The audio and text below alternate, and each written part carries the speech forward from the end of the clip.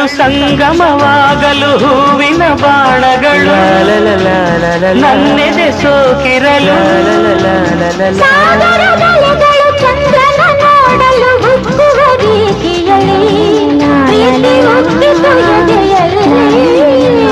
ಪ್ರೇಮದ ಕಾವ್ಯವನ್ನು ನಾನು ಹಾಡುವ ಆಸೆಯಲಿ ನಿನ್ನನ್ನು ಸೇರಿದೆ ನನ್ನನ್ನು ನೀಡಿದೆ ನನ್ನ ರಸ ಸ್ವೀಕರಿಸು.